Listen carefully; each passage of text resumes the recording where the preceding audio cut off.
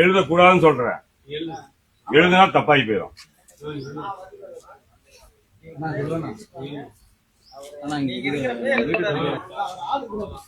நல்லா எடுக்குங்க.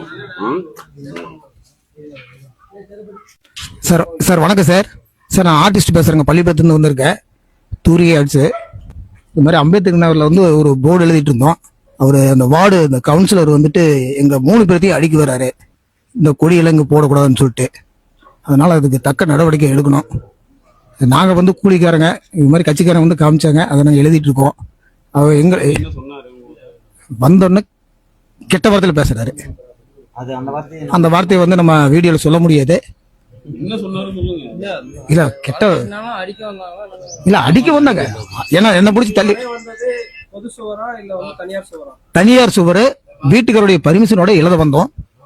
ஆனா இருந்தாலும் என் பக்கத்து வீட்டுக்காரர் அவர் இருந்து இந்த ஏரியால வந்து இதெல்லாம் போட்டோம்னா எல்லாமே கெட்டு போயிடும், அதனால அது வேண்டாம், நீ எழுதக்கூடாதுன்னு சொல்லி சொல்றாரு.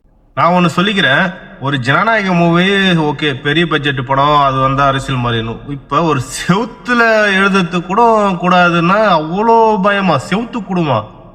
ஐயோ, எனக்கு ஒன்றுமே புரியல. ஒரு கூலி தொழிலாளி வந்து அதை அடிச்சதுக்கு அவங்களுக்கு சம்மந்தம் கிடையாது. ஒன்று எழுத சொல்கிறவங்கள போய் கேட்கணும், இல்லை எழுதுறான் பாரு அந்த வீட்டில், அந்த வீட்டோட ஓனர் பர்மிஷனோட தான் எழுதுறாங்க, அது அந்த வீட்டு ஓனர் சொல்லணும்.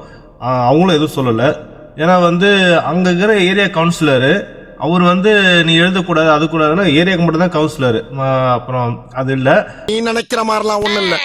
நீ நினைக்கிறது ஏரியாவுக்கு மட்டும் தான் கவுன்சிலர். அவங்க வந்து எழுதுறாங்கன்னா அவங்க வீட்டு உரிமையாளர்கள் வந்து என் செவத்துல எழுதக்கூடாதுன்னு சொன்னா ஒரு லாஜிக் இருக்கு. ஆனா இவர் வந்து என்ன பண்றாருன்னா எழுதவே கூடாது இந்த தெருவுல அப்படின்ற மாதிரி சொல்றாரு.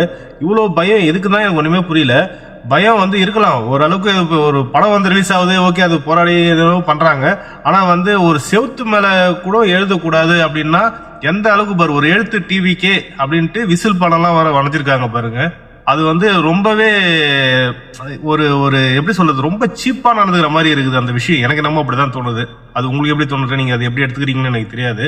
ஆனா வந்து இந்த மாதிரி ஒரு சில டார்ச்சர்லாம் வந்து கூலி தொழிலாளிகள்லாம் வந்து அவங்க வயிற்றுலேயே அடிக்கக்கூடாது. மிஞ்சி போனா ஒரு அவங்க சம்பளம் வாங்குறவங்க, டெய்லியும் கூலி வேலை செய்யறவங்க, அதை வந்து பிடிச்சி நீ ஏரியா விட்டு வெளியே போக மாட்டேன், இந்த தெருவை விட்டு வெளியே போக மாட்டேன், அவனை காலி பண்ணுருவேன் அப்படின்ட்டு பாருங்க அந்த கேமரால வந்து எடு நல்லா வீடியோ எடு அப்படின்றாரு அந்த கவுன்சிலர் போல. அவர் கவுன்சிலர்னு நினைக்கிறேன். கொஞ்சம் பெயிண்டர் கொஞ்சம் இன்னும் கொஞ்சம் கோவப்பட்டு இருந்தாருன்னா திரும்பப்பான்னு சொல்லிட்டு முதுகுலேயே எழுதி அமைச்சிருப்பாரு டிவிக்கேன்ட்டு. அதான் நடந்திருக்கும்.